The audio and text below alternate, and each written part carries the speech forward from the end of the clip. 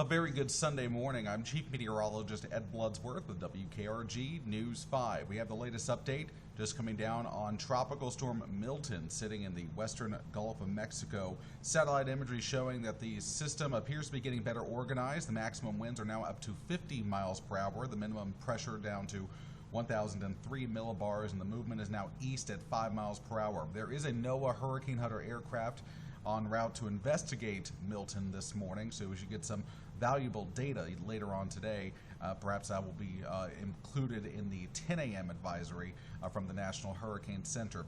But the newest track does show and still has Milton becoming a hurricane by Monday morning, and then a major hurricane by Tuesday afternoon. Once this passes north of the Yucatan Peninsula, it is expected to pick up forward speed, and we do anticipate some significant impacts along Florida's west coast, anywhere from the Big Bend all the way down to around Port Charlotte and the Fort Myers area.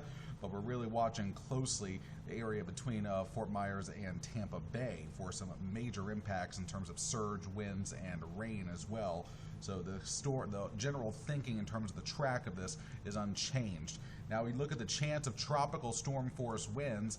Obviously, where you have the reds and the pinks, that's where we have a much higher threat of tropical storm winds. But even notice along the Alabama Gulf Coast, the Northwest Florida Gulf Coast, especially right on the beaches, it's not out of the question that we'll get some wind gusts as the storm passes through the Gulf, perhaps getting closer to that 35-40 mile per hour range. That chance is very, very low, and the hurricane wind threat will stay away from our neck of the woods, but we anticipate that that hurricane wind threat will increase as the system continues to roll towards the western coast of Florida. We'll continue to keep our eyes on Milton here at WKRG.